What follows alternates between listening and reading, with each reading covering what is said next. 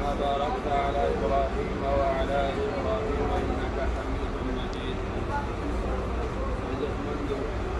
حجاج كرام المسلمين، الحمد لله والشكر لله.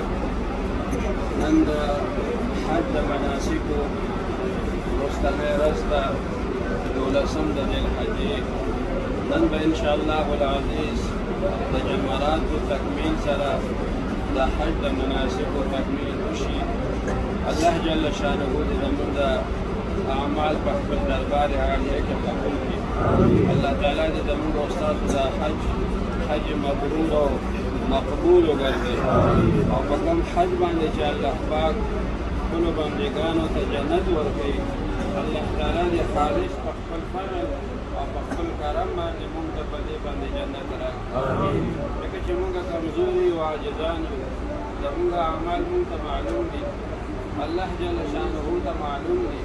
موږ ډېرې کوتاهۍ به دې کې شي، ډېرې کمزورۍ به رانه راغلي وي. اودسونو کې مو فرق وي، په کپړو کې هم کله فرق راشي، په هغه خشوع او په خضوع کې خو خامخا فرق راشي. کله انسان هغه خپل تکلیف ته ګوري، کله د ملګري هغه خبرو ته ګوري. خامخا کوتاهي د انسان نه کېږي. د رب العالمین نه به موږ سوال کوو چې پروردګاره زموږ ټولې کوتاهۍ، کمزورۍ، خطاګانې دا موږ ته معاف کړي. او د حج چې کوم برکات دي، کوم فضایل دي، د دې چې کوم فواید او ثمرات دي، الله تعالی دې هغه ټول خالص په خپل فضل باندې موږ ته راکړي.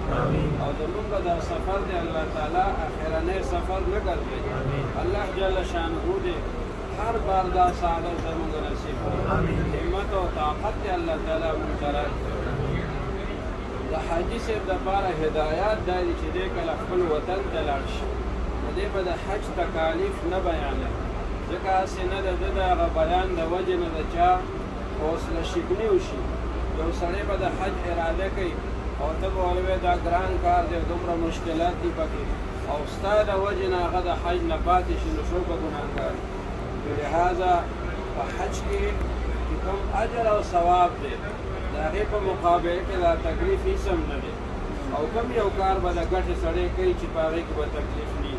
که دنیا ګټې نو هم به په هغې کې تکلیفونه برداشت کوي، نو چې آخرت ګټې او جنت ګټې نو په هغې کې به خامخا تکلیف راځي. خو زمونږ او ستاسو دا تکلیف خو که مونږ خیال وکړو نو په تکلیف باندې نه دي حساب، ځکه چې الحمدلله په خپلو خپو باندې مونږ ګرځو. د بل چا په اوږو باندې وي، د بل چا په سهاره باندې وي، بیا به مونږ ته ډېره ګرانه. د الله جل شانه کرم دی، زمونږ نظر لګي، کاري کوڅې مونږ وینو، خبره اورو، خبره کولی شو، شپې لاس مو کار کوي. نو دا د الله پاک مهرباني ده په مونږ باندې چې مونږ ته دا سعادتونه نصیب کړي. د دې نه وروسته به خیر انشاءالله چې زمونږ دا کار د مناسکو د حج د رمي سره سرته ورسي. درې واړه شیطانان مونږ ته خیر نن ولو. د هغې نه پس مسجد حرام کې زمونږ حاضري چې کېږي، زمونږ لومړی خیال او سوچ چې هغه به د طواف وداع وي، ځکه چې طواف وداع د حاجي دپاره واجب دی. نو چې دا واجب چېرته زمونږ نه پاتې نه شي، نو په لومړي فرصت کې کوشش دا پکار دی چې دغه طواف وشي. که نن د ماښام نه پسې، که نن د ماسپښین لمانځه نه پسې، که سبا سحر وي، ځکه چې زمونږ ګروپ والا مونږ ته ویلي دي چې د اتوار په ورځ سحر به تاسو مونږ مدینې منورې ته بوځو انشاءالله. نو چې بله ورځ زمونږ روانګي کېږي، نو چې دا د واجب د حکم دا مونږ د اډونیم شپه کې په ځای کړو، یا سبا سحر ته که خیري د دې نه مونږ فارغ یو انشاءالله. زنانو ته مو ویلی شي او په خپله باندې هم د دې اهتمام وشي. بیا که خیر انشاءالله العزیز چې مونږ مدینې منورې ته ځو، نو د هغه ځای آداب بیا دا دي چې هغه د الله د حبیب صلی الله علیه وسلم وطن دی. د هغه ځای په ادب باندې الله تعالی خوشحالیږي. د پیغمبر علیه السلام د بې ادبۍ نه الله تعالی مونږ منع کړي وو په قرآن مجید کې، او د هغه مبارک د تعظیم او د احترام حکم الله جل شانه مونږ ته کړی دی. نو هلته به د ډېر ادب خیال ساتو. د هغه ځای د بې ادبۍ نه به د ځان بچ کولو کوشش کوو. مکه مکرمه دا د ادب ځای دی، مدینه منوره دا د ادب ځایونه دي. موږ ته د ادب ډېر خیال ساتل پکار دي. هلته به کثرت سره درود شریف ویل پکار دي. ځان ته یو اندازه بنده مقرر کړي چې که خیر دومره مقدار کې درود شریف به ویم نو هله به بیا زه د ماسخوتن ویده کېږم، کټ ته به هلګم. یو اندازه سړی مقرر نظر دې نه مني، ځکه موږ کمزور ویسې نه بیا سر ته نشو رسولی. خو هسې یو ټارګټ انسان ځان ته کېږي چې زه به کوشش دا کوم چې د ورځې به دومره تعداد کې درود شریف ویم. څوک یې 3000 کړي، څوک یې 4000 کړي، څوک 5000 کړي، 2000 چې دی نو اکثر خلک وایي د ورځې. نو په داسې اندازې سره درود شریف ویل پکار دي د ورځې. بل قضا مونځونه راګرځول پکار دي، یا یو مونځ سره یا یو قضا مونځ بنده وکړي په دې نیت باندې چې قضا شو مونځونو کې اولنی د سحر مونځ کوم، بس هغه 2 رکعته فرض مونځ چې دا وکړي.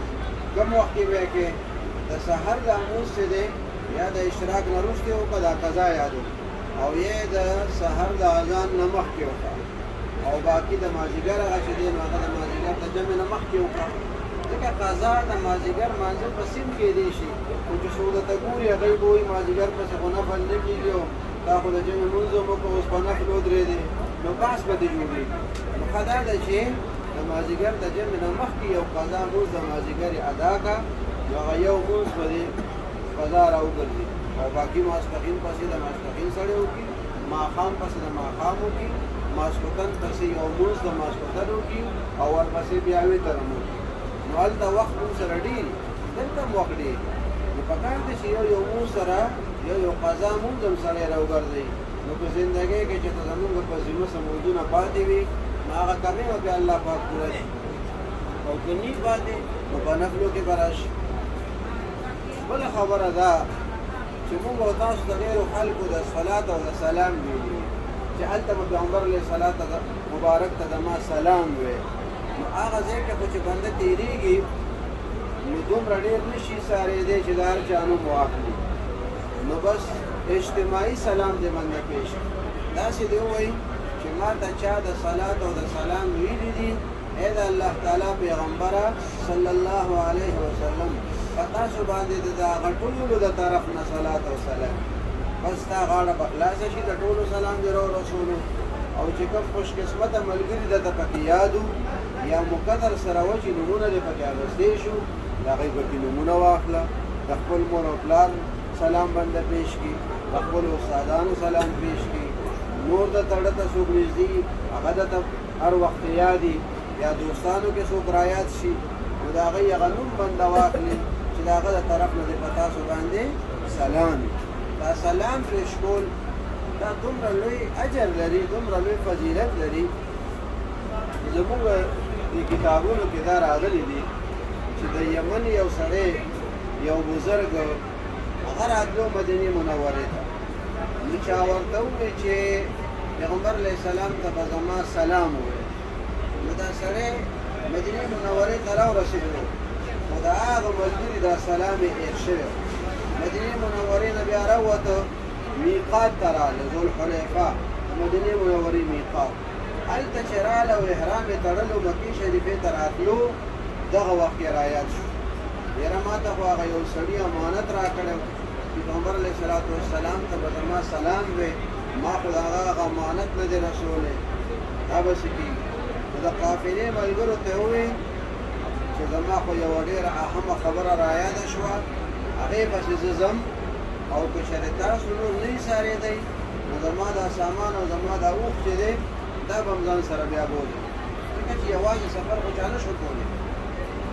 ملګرو ورته وي اوس په درنګ ساعت له قافله روانه شي او ته واپس بیا مسجد نبي صلی الله علیه وسلم ته ځې او راونه رسې نو ډېر مشکلات به راته پېښ شي. ده وایي هر څه چې کېږي خو ما سره امانت دی، دا به زه خامخا رسوم. دا سړی لاړو پیغمبر علیه صلات وسلام ته د هغه بني ادم هغه سلام ورسولو او بیا یې تپوس کولو چې قافله تیاره ده. خلکو ورته وایي هغه ستا قافله چې ده هغه تلې د مکې مکرمې ته رخصت شوې ده، بیا د بلې قافلې په انتظار و چې یو بله قافله تیاره شي هغوی سره به زه روان شم. دې کې چې د ده سترګې ورغلې دي پیغمبر علیه الصلاة والسلام یې خوب کې لیدلی دی هغه مبارک سره ابوبکر صدیق رضی الله عنه دی او ابوبکر رضی الله عنه ورته وایي چې د الله تعالی رسوله صلی الله علیه وسلم هغه سړی دا دی پیغمبر علیه السلام ورته وایي ابوالوفا دې ورته وایي چې زما خو ابوالوفا نه دی نوم زما خو ابوالعباس نوم دی پیغمبر علیه السلام ورته فرمایي ته ابوالوفا یې د وفادارۍ والا یې ته ابوالوفا یې ابوالوفا ورته په دې وجه ووایي چې تا وفاداري وکړه تا د هغه سړي هغه سلام ما ته راورسولو د هغې لپاره د مشقت برداشت کړو تکلیف دې بدن تېر کړو دې وجې نه یې ورته ابوالوفا ووایي نو بیا دا سړی دې وایي چې زه پیغمبر علیه السلام د خپل لاس نه ونیو او ځان سره یې روان بس چې د خوب نه زه رابېدار شوم زه په مکه مکرمه کې موجود وم هلته زما شپې ورځې تېرېدې زمونږ هغه قافله وروستو بیا راغله او زه وایي مخکې نه هغه ځای ته ورسېدم دې د پیغمبر علیه الصلاة والسلام دپاره چې ورته چا سلام حواله کړی و هغه سلام دپاره ده دا مشقت برداشت کړو